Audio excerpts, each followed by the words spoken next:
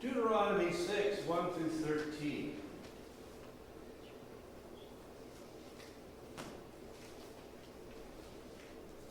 You won't be sorry you came to church.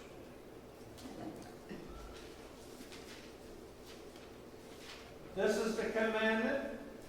These are the statutes, judgments which the Lord your God has commanded to teach you, that you may observe them in the land which you are crossing over to possess.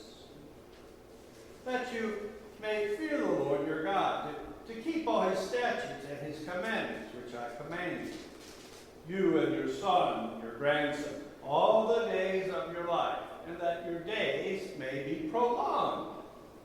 Therefore, hear, O Israel, and be careful to observe it, that it may be well with you, and that you may multiply greatly, as the Lord God of your fathers has promised you. A land flowing with milk and honey.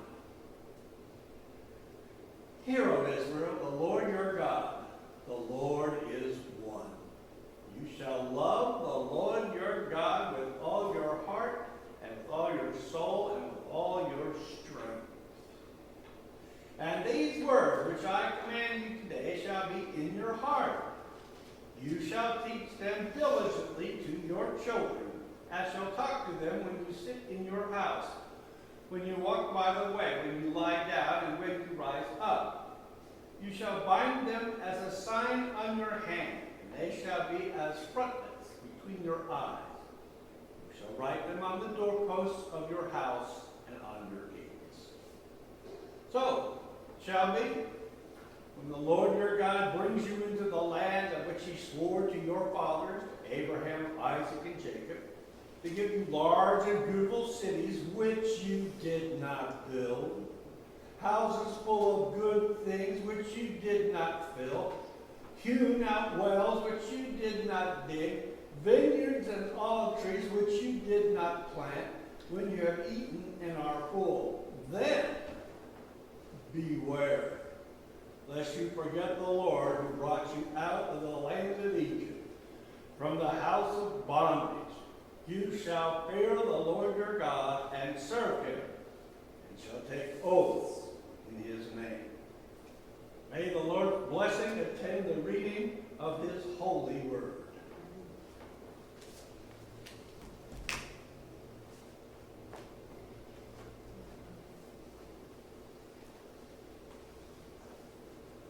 My father. When I think about my father, I think about also my teacher. My father and my teacher. Now, if you're alive, and we are, we're all breathing, we are teaching. And in fact, right now might be the time that you are teaching the most. The truth is, whatever we avoid, whatever we feel, whatever we say, whatever we stress, are teaching moments. And so, we ought to be teaching the right things, of course to ourselves, but also to our families and to people that we come in contact with. We are teachers. Now, that being said, this is the finest curriculum to teach that perhaps we have in the whole Bible. Love God with all your heart, mind, soul, and strength, and let me add, your neighbor as yourself. Jesus said, I give you a new commandment, but it wasn't really new, was it? But it was new because he was stressing it again. I give you a new commandment. Love God with all your heart, mind, soul, and strength, and your neighbor as yourself. My friends, we pay lip service to the Judeo-Christian heritage here in the United States. And it is a fine tradition.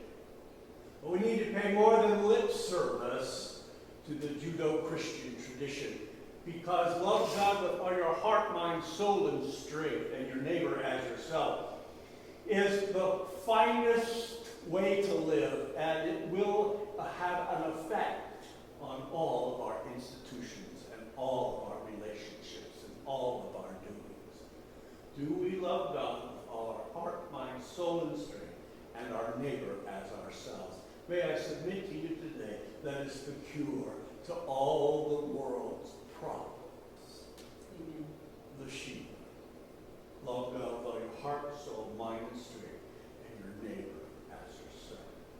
The greatest gift that we can give anyone, and our children mostly, this is Father's Day, any mother, father, grandmother, any uncle, any relative, they are teachers.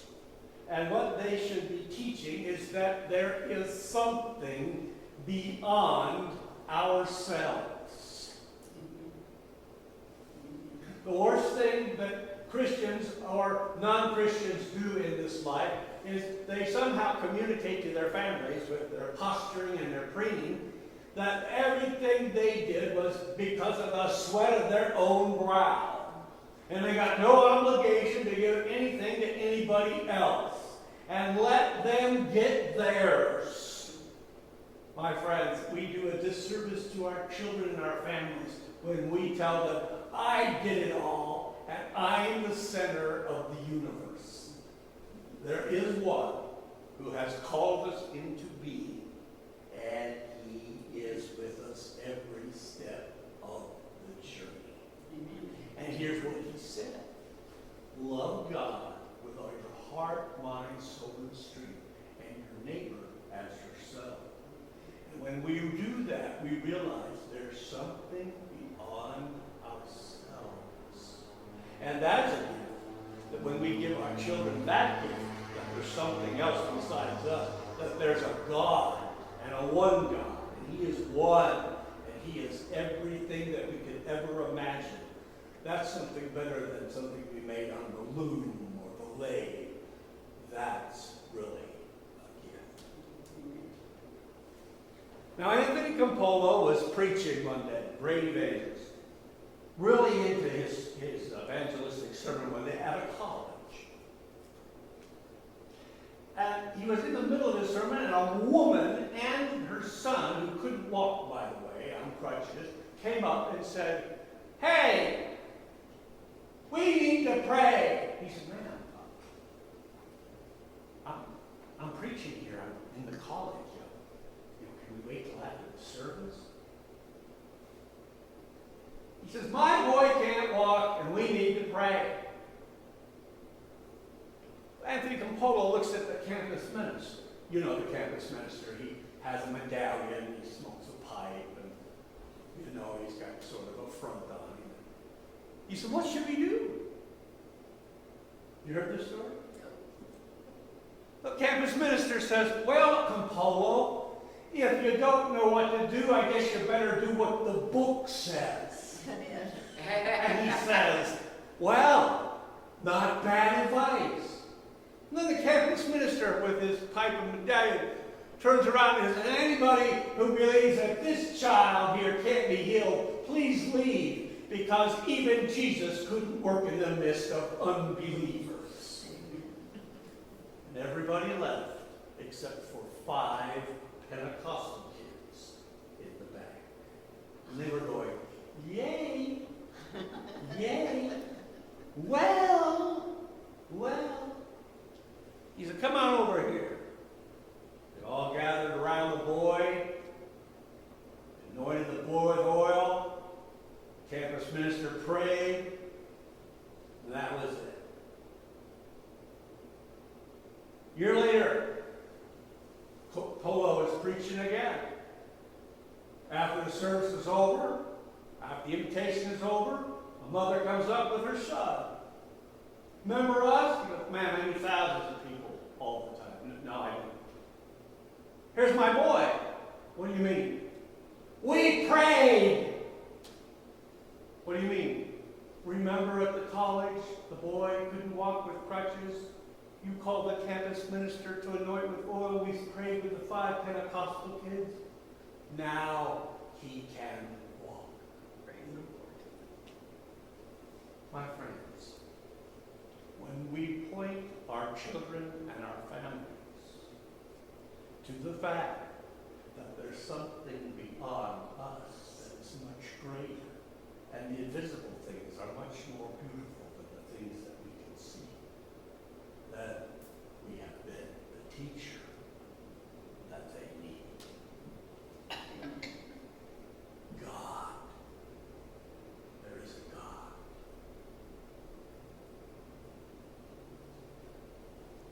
What about Grace? I had an aunt named Grace. Nice woman. Nazarene. Always came to church. Always had a potluck. Always busy. Grace. Her name was befitting of her lifestyle. You notice in the scripture, I'm going to let you come into a land that you didn't take over. I helped you do it. You're going to be in houses that you didn't build. You're going to live in them. I'm going to let you plant things. I've planted things that you don't plant. And I have given you everything. I've given it to you. It's grace. What do you think God has given to us? Opportunities? Jesus? Yes. Salvation? Yes. Look, I gave you the vineyards. You're enjoying them. I gave you the houses. You're living in them. I gave you the city. You frequent them. I gave you the promised land and everything you need. It's grace, ladies and gentlemen. Grace. And all of us have received grace, have we not? Yes. Are we full of gratitude for the grace we have received? I want you to know that I live in a country where I was able to be fed 3 times a day from birth all the way up to now. I can go to the sink and turn on the faucet and water comes right out of it. And I can drink a glass of water and not worry about it. When it rains, and it was really just raining, it doesn't leak like on a roof. Closets full of clothes. I can walk, I can talk, I can smell. Got all the 5 senses. I was directed to Sunday school. I've gone to college, been to seminary. My friends, I am full of blessings. You have the same stories, don't you? You're full of grace. Wow. I even got a ring today. Grace. Well, what's our response to grace? Gratitude. Gratitude. If there's no gratitude to the grace, then we're going to fail. But if there is gratitude to the grace and the gifts that we receive from God, the opportunities, Jesus and salvation and everything else, then we will live a life that will never fail. What's the response to grace? Gratitude, obedience, respect, holiness. Love God with all your heart, mind, and strength, and your neighbor as yourself. When we do that, we ought to do that because we've been given everything. What's our response? Gratitude, obedience, respect, holiness. Did you know that righteousness is its own reward? When someone gives you a gift, they don't need a thank you note, although that'd be nice. The fact that they gave it to you is a reward to them. Righteousness is its own reward. My sister Melvin lives in Asheville, North Carolina. She bought my son Nolan a very expensive leather coat with fur inside for Christmas. She never got a thank you note. He should have written her one. We knew he did, that rascal. He wrote her a note and he says, here's a card thanking you for the beautiful coat. Now, in the future, when you decide to give me gifts, take this out and look at it. And it says, thank you. Now, you might think that that's brazen, but my friends, righteousness is its own reward. Amen. We're just glad that we were able to do something. By the way, do you have trouble being glad for those who are glad? Isn't it easier to weep for those who weep? When we have prayer concerns, it's easy to pray for people that are having trouble, isn't it? But it is hard to be glad for those who are glad. You know, the person that won the lottery, or the person that got a promotion, or the person that got the position that we wanted, or the person that we don't like that's doing well, or someone's idea that we don't like that is the greatest idea, we have to go along with it because it is a good idea, but we don't like it. My friend, it's hard to be glad for those who are glad, but that's the response of gratitude. And righteousness is its own reward. You know what? I tell people when I give them, don't give me a thank you. You don't have to. If you want to and it makes you feel good, you go ahead. But otherwise, I'm just glad to take it again. And that's the kind of life, ladies and gentlemen, that never fades. You like Methodists? I do. Well, there was a Methodist. His name was Bishop Kavanaugh. Ever heard of him? Well, Bishop Kavanaugh in England one day was walking through the streets and saw a prominent physician. And the physician decided to give him a ride. You've done that before for people, haven't you? How would you like a ride? It's a little better than walking. So the physician puts him in the car and then they're right. Finally, the conversation comes to religion. The physician says to Bishop Kavanaugh, the Methodist, I'm surprised that you believe in such a fable as Christianity. He doesn't say anything at first. A few minutes later down the road, here's what Bishop Kavanaugh says. Sir, if you had tuberculosis and somebody gave you a prescription and a therapy, and you used it and got healed, and then you started using it in your practice and it worked for all those people, this pulmonary consumption, which is tuberculosis, and you prescribed it to a man finally, another man after others had tried it, and he says, now I'm not going to do it. What would you think of that person that wouldn't take the medicine and wouldn't take the prescription for tuberculosis? He said, well, I think that man was a fool.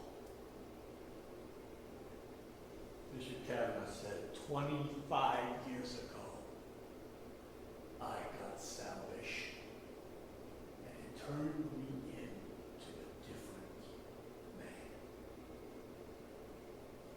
I've seen drunks become temperate. I've seen those who swear have purity of speech and heart. I've seen humble people that used to be very proud. I've seen old, young, learned, unlearned, young, old, everyone who's ever really gotten salvation has changed. And I've seen people with every kind of disease be healed. The doctor, physician says, you know what? I've been a fool. Later on, he accepted Christ and was over a very prosperous Sunday school. Why? Because grace begets gratitude. And it's the kind of life that never fades. Righteousness is its own reward. Love God with all your heart, mind, soul, and strength, and your neighbor as yourself. It's important for every opportunity, every relationship, every institution that we frequent. That's what he told them when they were coming into the promised land. Put me first. Do what I say. Do what I do. This is what you need. This will prolong your days. May I add to that, the only people fit for heaven are the ones that live heavenly now. Amen. You won't like heaven if you don't like heaven living now. God, grace. What's last? Guts. I know, that doesn't sound very good, does it? Guts. Nobody likes it. God, grace, and guts. Well, you can talk about it later, but here's what I mean.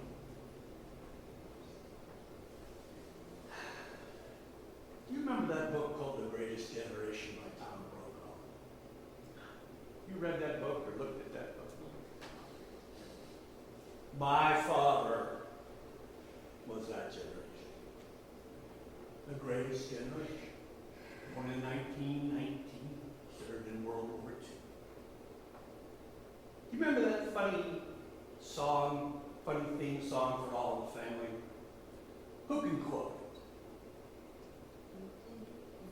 Those were the days, my friend. Oh, the songs Glenn Miller played.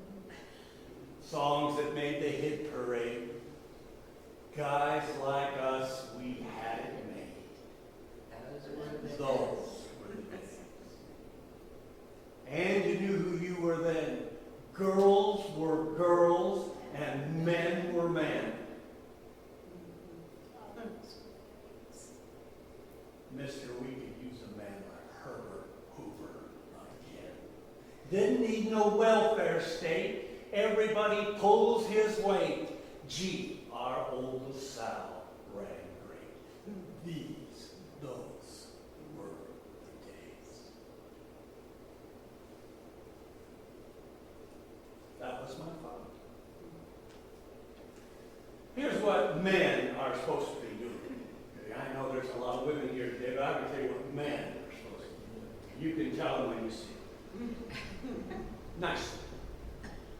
Men are supposed to be good providers for their family. And they should work. They should get there on time and stay late if they need to. My dad did that. R.L. Miller. Number 2, when work is done, they should come home and they shouldn't stop anywhere on the way home to unwind or to have a drink. They should come home. And if they're going to be late, they should call. My dad used to call 34300. You remember? My dad, when he was out on company business and interviewing people for positions in the company, he'd take them out to eat. If they ordered lobster, he didn't hire them because he figured that they'd order lobster when he wasn't around. He'd waste the company's money. And if they smoked a pipe, he didn't hire them because he figured that they'd always go in like this and fiddle with their pipe instead of working.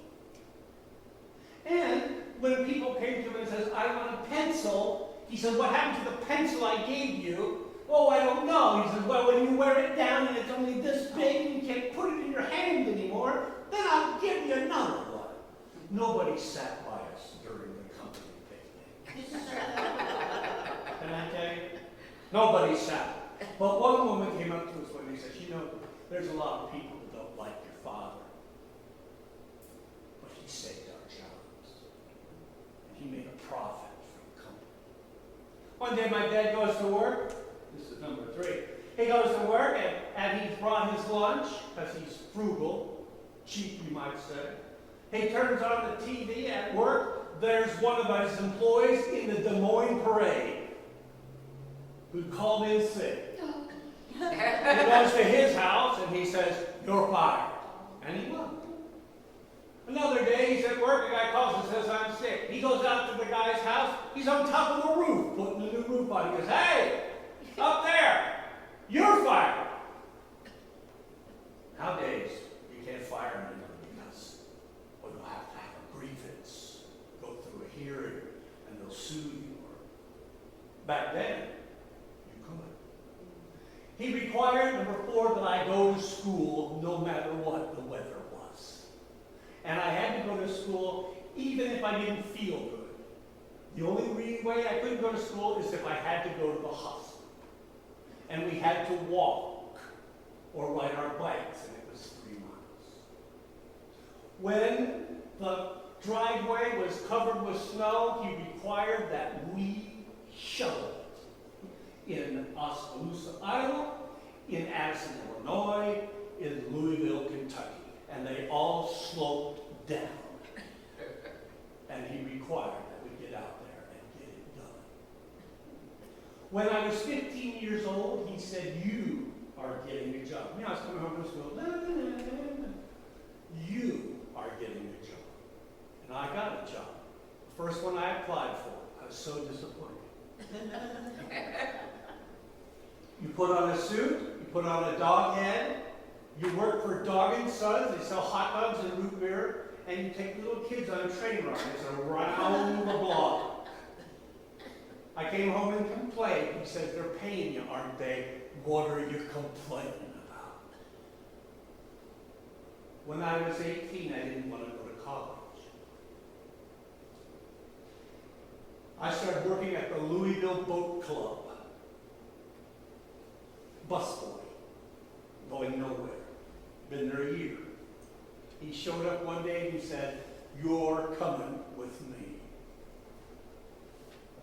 Dad, what are you doing here? You're embarrassing me. Why don't you, you know how kids are. Dad, I can do it myself. I don't need you.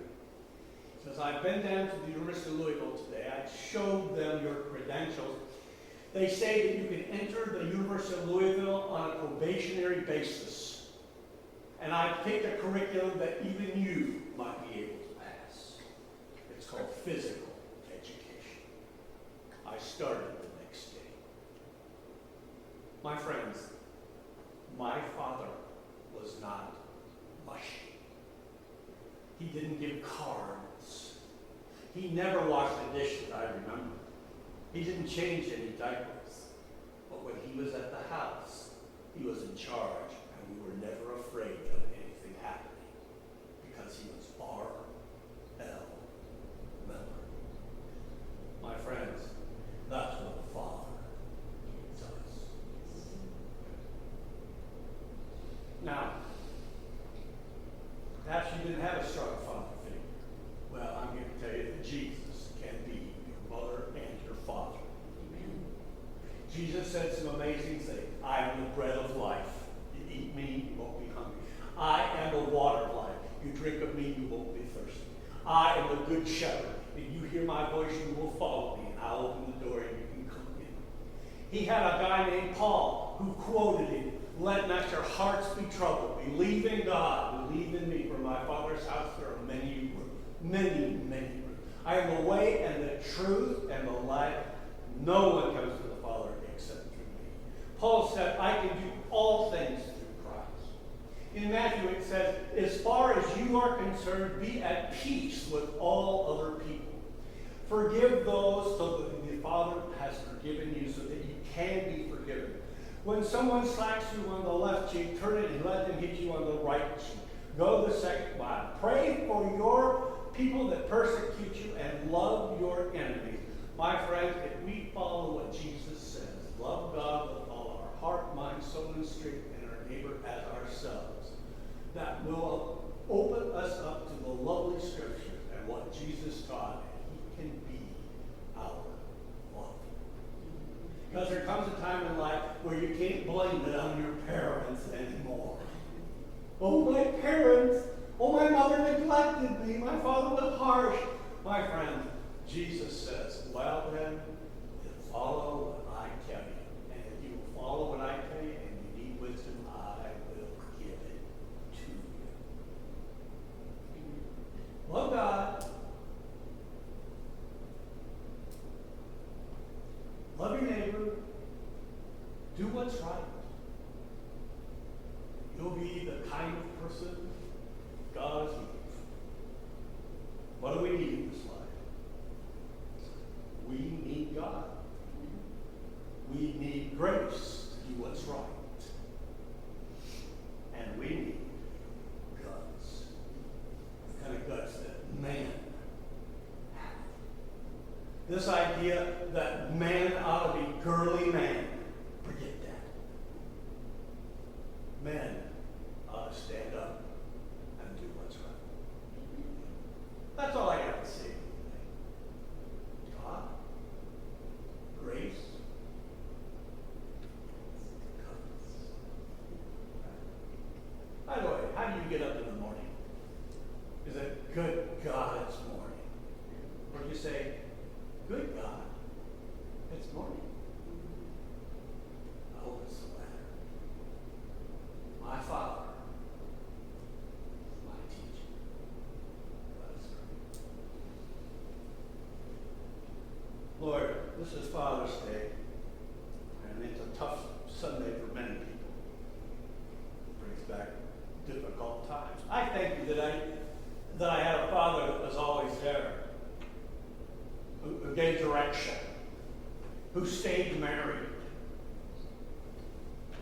and took us to church when other men didn't go. Never let us get away with things. Lord, if there's people that don't have that, they've got you.